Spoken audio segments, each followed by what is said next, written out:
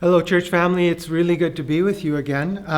Last week, I had announced one theme that we were going to do, but several people have encouraged me to speak directly to the chaos that people are experiencing, and I thought that was a good idea. So I want to look at a very chaotic story in the Bible, and it's in Matthew chapter 14, verses 22 to 33. I'm going to read those verses to you. But it's all about chaos. So it's the story of Peter walking on water. And the first word in these verses is the word immediately. And that ties this paragraph with the previous one. I think there's some importance to that. Words have importance in the Bible. And it ties this story to the story when Jesus multiplied 5 loaves and 2 fish. So keep that in the back of your mind. It'll come up in a little while. Let's read these verses and then let's unfold them to see what God is saying to us about the chaos that we are experiencing under the coronavirus. Verse 22 of Matthew 14, immediately Jesus made the disciples get into the boat and go on ahead of him to the other side, while he dismissed the crowd. After he had dismissed them, he went up on a mountainside by himself to pray. Later that night he was there alone, and the boat was already a considerable distance from land, buffeted by the waves because the wind was against it. Shortly before dawn, Jesus went out to them walking on the lake. When the disciples saw him walking on the lake, they were terrified. "It's a ghost," they said, and cried out in fear. But Jesus immediately said to them, "Take courage, it is I. Don't be afraid." "Lord, if it's you," Peter replied, "tell me to come to you on the water." "Come," he said. Then Peter got out of the boat, walked on the water, and came toward Jesus. But when he saw the wind, he was afraid, and beginning to sink, cried out, "Lord, save me!" Immediately Jesus reached out his hand and caught him. "You of little faith," he said, "why did you doubt?" And when they climbed into the boat, the wind died down. Then those who were in the boat worshipped him, saying, "Truly, you are the Son of God." Now, I want to share with you, my wife, several weeks ago, when the coronavirus was first hitting Canada, I think we had our first case in Alberta, she went to the superstore to get some groceries, and she noticed something peculiar while she was standing in line. There had been a young lady in front of her who had to go back and get something. And she noticed, first of all, she looked a little odd. She wore very dark clothes and big sunglasses. And as she came by the line, she was very careful to make her way around them without touching them. And as she stood in front of the cashier, she looked very apprehensive. And when the cashier asked her a question, she didn't answer. She kept her mouth closed and just gave a little nod. And then she was out of there as quick as she could get. It seemed strange, but then Elsie recognized that probably this young lady was very frightened at being in a public space where she might contract the coronavirus. Her whole world had become very uncertain to her, and she was very fearful and feeling, frankly, overwhelmed by the whole threat. Now, for many of us, this continues to be true. The foundation of our lives have become very uncertain. We don't know for sure about our job. I don't know about my job. You might not know about yours, or you may have already lost your job. We're wondering how we're going to make our mortgage payments, how we're going to pay for the vehicle that we're paying for, and on and on. Credit card debt, if you have that. You're frightened about your health. And so we're very overwhelmed in some ways. A lot of us, we go to bed at night with knots in our stomach for worry. Now, that's what this story addresses. It's really important to notice one thing about this story, and that is that it took place on the sea. It took place on the Sea of Galilee. And this is why that is important. Scholars like Don Carson and John Hale remind us that in the Old Testament, and so in Hebrew culture and Hebrew thinking, the sea was associated with chaos. And it's not hard to imagine that if you've ever been out on the sea. It's a little intimidating. It's dark, it's deep, it's threatening, and it seems very restless and uncertain. And then when it's crashing on the shores, it can be quite the spectacle. And so this story pictures something about chaos and something about Jesus. So let's look at that. It tells us why we should trust Jesus. It shows us, first of all, that Jesus sent them into the chaos. We should trust Jesus because he's the one who sent them into the chaos. Look at verse 22. Immediately, Jesus made the disciples get into the boat and go on ahead of him to the other side while he dismissed the crowd. And that word made is a very strong verb. It could actually be translated compelled them to get into the boat. There was some force, some determinedness about this. And so Jesus compelled them to go out onto the sea. He compelled them into the chaos, if you would. And so they were not in this chaos by some bad luck. They were not in this chaos by accident. They were in this chaos by the design of God. Now, the Bible teaches us that all of life, including choices that we make that lead us into the chaos, including our own frailties and failures and weaknesses, all of these things are under God's governance. Even evil and chaos are designed by God.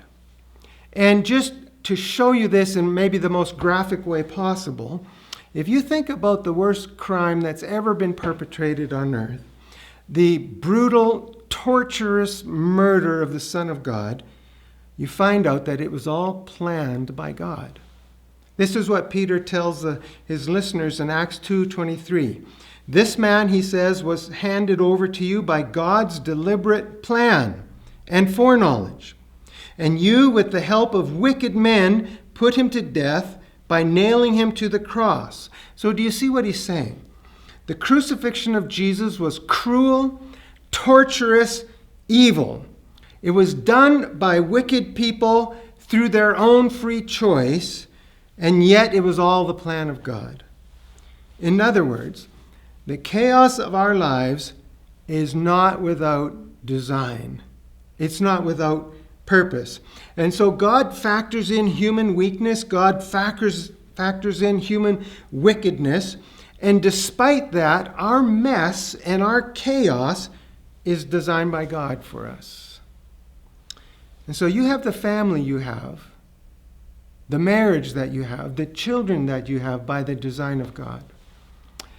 You have the job you have or no longer have by the design of God. You have the personality and the traits and the weaknesses and the strengths and the failures by the design of God, without you being innocent for the wrongs.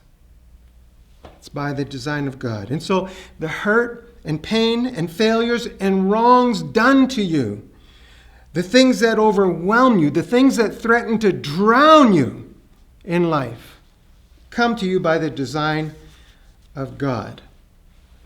Now that should comfort us. We're not subject to blind chance. That's the first thing. The second thing is this: Jesus knew they were in chaos. Jesus knew they were in chaos. Look at verses 23 and 24. After he had dismissed them, he went up on a mountainside by himself to pray. Later that night he was there alone, and the boat was already a considerable distance from land, buffeted by the waves because the wind was against it. And so Jesus was above this chaos on a mountain, and he was praying. He was in the presence of God, but he was not unaware of them. He was very aware of them. In fact, Mark's gospel tells the same story but adds one important detail. Mark 6:48 says this: he saw the disciples straining at the oars because the wind was against them. And so in the presence of God, praying to God, Jesus was fully aware of them. He saw them straining at the oars. He saw them in chaos. He saw them struggling. He saw them feeling overwhelmed. And that's so wonderful because that means Jesus is fully aware of you, though he is so far above you. He sees you exhausted. He sees you weary. He sees you and knows the knots in your stomach. He reads the fears on your mind. He understands the shame and the guilt that overwhelms you at times and threatens to bring you down. He knows the chaos of your life. He's above the chaos, but he has his heart on you. So do you feel overwhelmed? He knows it. Do you feel like a failure? He sees that. Are you fearful of the future? He understands that. Jesus sees you overwhelmed by chaos, and he cares about that.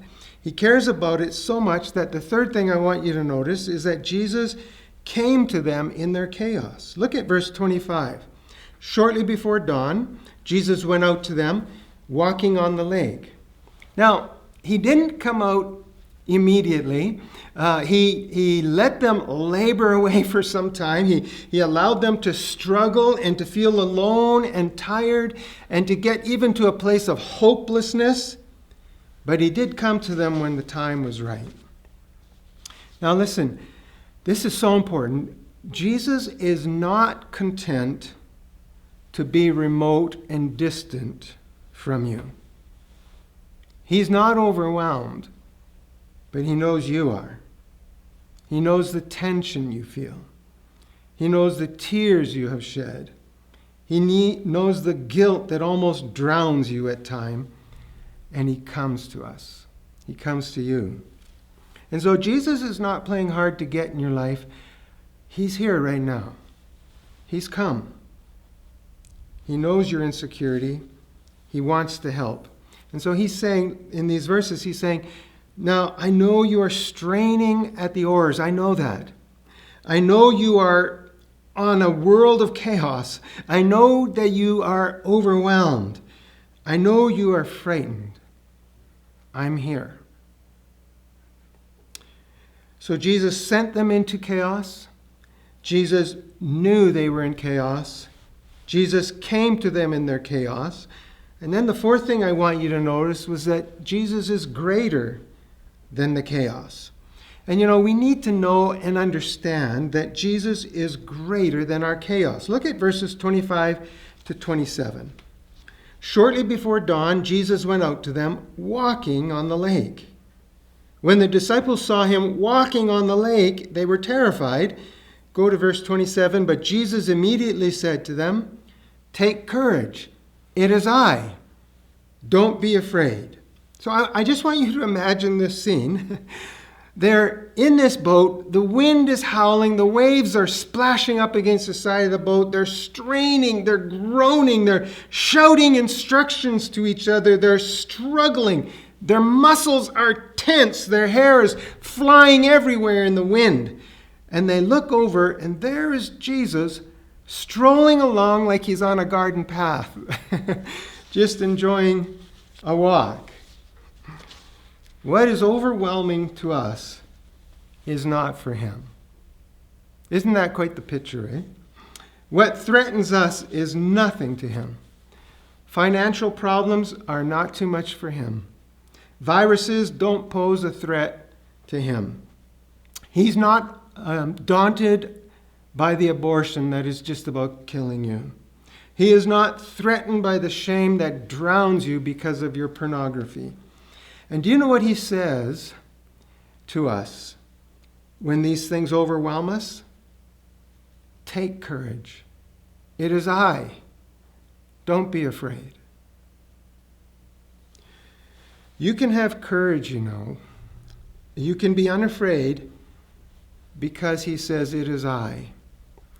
I am with you." And you know who that I is. You remember. You remember he's the one who fed 5,000 people with 5 loaves and 2 fish. Remember that. He's the one that made blind people see. He's the one that made lame people walk. He's the one who made the deaf to hear. He's the one who raised the widow's son from the funeral pyre. He's the one who cast out demons. He's the one who forgave sins. He's the one who gave his life as a ransom. That's the I that is with you. That's the one who says, take courage. Don't be afraid. It is I. And he's greater than any chaos in your life. Here's the fifth thing we should notice. Jesus enables us in the chaos. If we see Jesus, clearly it enables us to walk on chaos as Jesus did. Look at verses 28 and 29. Peter sees this, he hears Jesus, and he says, Lord, if it's you, tell me to come to you on the water. Come, he said. Then Peter got down out of the boat, walked on the water, and came towards Jesus. Now that expression, if it is you, is not suggesting some doubt. It's written in a form in Greek that really could be translated, since it is you. There's no doubt about it. And Peter responds to the presence of Jesus with this bold faith. He saw what Jesus was doing. He was caught up in the moment, and he wanted to do just what Jesus was doing, walk on the chaos, walk on the water. And he knew that if Jesus enabled him, he could do it. And you know, Jesus was pleased with his audacity. Like when you think about it, that request could really seem quite self-entertaining. It could seem quite trivial. Oh, you're walking on water, please let me walk on water. But Jesus was pleased with the audacity of his faith. He encourages it. And he encourages it with one word, and I almost picture a twinkle in the eyes of Jesus when he says to him, well, come. And Peter did. Now, we often read this story, and we only notice that Jesus chides Peter for his little faith. You see this in verses 30 to 31. When he saw the wind and he was afraid and beginning to sink, cried out, Lord, save me.